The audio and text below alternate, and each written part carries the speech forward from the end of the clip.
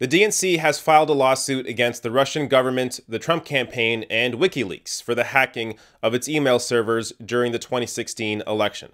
Now, before I get into the potential threat that part of this lawsuit creates, I want to give you a better understanding of who exactly is named in this lawsuit and why they name as many people and entities as they do. So here are a couple clips from MSNBC.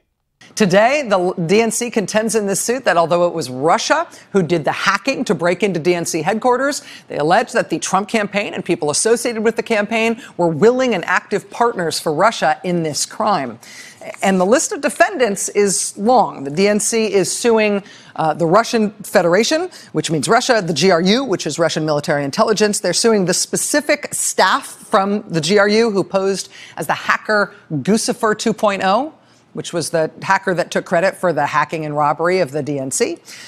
They are bringing this suit against Eris and Emin Agalarov, Russian business associates of Trump who were behind setting up the Trump Tower meeting during the campaign.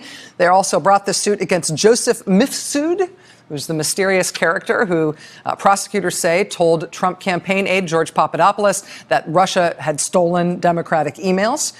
The lawsuit is also brought against WikiLeaks and its founder Julian Assange, who packaged and distributed the stuff that Russia stole. After them, there's a whole bunch of familiar names. The Trump campaign, Donald Trump Jr., Paul Manafort, Roger Stone, Jared Kushner, George Papadopoulos, Rick Gates. Also, the last line there, some unnamed John Does 1 through 10. These are name unknown Russian operatives who had been part of the hacking scheme against the DNC. The more defendants in this case likely were to create better allegations of conspiracy. Look, the real charges or the real counts, causes of action in this case, are the conspiracy counts, the RICO counts.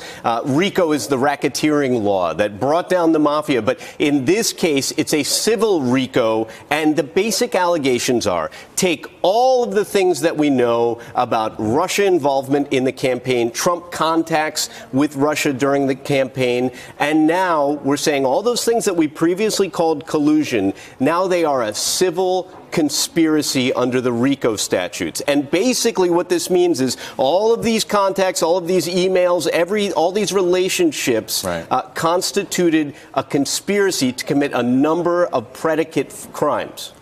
All right, so that was MSNBC legal analyst Danny Ceballos. Now, he mentions sort of why all of these names are there. So the reason why there's this huge list of people named and WikiLeaks named in the lawsuit is because it creates this potential for this civil conspiracy. So by having the name of people who were involved in the potential hacking of the server and also the delivery method with how those documents got released through WikiLeaks, it creates this idea of there was this conspiracy. Now, while I don't have a big issue with the charges against the Trump administration and Russia, I think they're kind of politically stupid, but there is no real issue. I have no issue with that. My issue is with the charges against WikiLeaks, which actually poses a threat to press freedom. So The Intercept broke this down, and before I get to their piece on it, let me show you the part of the lawsuit where WikiLeaks and Julian Assange are named. So in paragraph 183, it says, GRU operative number 1, WikiLeaks and Assange willfully and intentionally disclosed the contents of plaintiff's wire, oral, or electronic communications. And in paragraph 170, WikiLeaks and Assange released and transmitted DNC trade secrets, including confidential proprietary documents related to campaigns, fundraising, and campaign strategy on July 22nd and November 6, 2016. Each release constituted a separate act of economic espionage. Now, The Intercept, in their report on this, points out why this is a problem.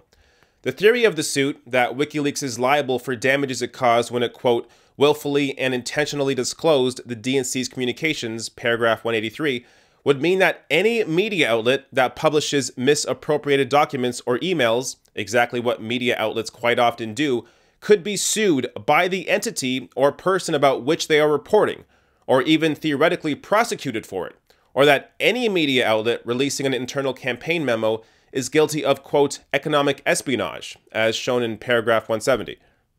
Now, you may think, but are WikiLeaks a media outlet? Does suing WikiLeaks in this fashion potentially threaten the ability for other media outlets to share this sort of leaked information? Well, even if you think WikiLeaks isn't a media outlet, it doesn't matter. So, as The Intercept points out, the First Amendment's guarantee of a free press is not just for media corporations. It is not applicable only to a select group of people called journalists, but rather operates to protect an activity when engaged in by anyone. It protects everyone who wishes to publish information that informs the public on matters of public interest. So, even if you think it was wrong for WikiLeaks to share the information they received, suing WikiLeaks over that puts that press freedom of sharing important information at risk. And the press often shares confidential information that is of public interest. So The Intercept used a few examples. In October 2016, someone mailed Donald Trump's 1995 tax returns to the New York Times, which published parts of it, even though it is illegal to disclose someone's tax returns without the taxpayer's permission. In March 2017, Rachel Maddow did the same thing with Trump's 2005 tax return. In April 2016, The Washington Post obtained and published a confidential internal memo from the Trump campaign. And just last month, BuzzFeed News published a secret Facebook memo where a top Facebook executive defended data collection. And the importance of press freedom to publish these sorts of documents becomes even more obvious when looking at massive international stories like the Panama Papers that revealed how wealthy and well-connected people worldwide stash their money in offshore tax havens and cover up shady business dealings. So, while the media cries about Donald Trump's threats to the press, which you can say, yes, there are legitimate worries there, they're being hypocritical when they fail to point out the threat to press freedom that this lawsuit makes. Now, ultimately, I can't see the DNC even being successful here. So, under the Chelsea Manning leak, the Obama administration tried to prosecute WikiLeaks, but they concluded that WikiLeaks' role was confined to receiving and then publishing the materials Manning took. As a result, the Obama DOJ decided that it could not prosecute WikiLeaks because to do so would be to threaten all press freedom.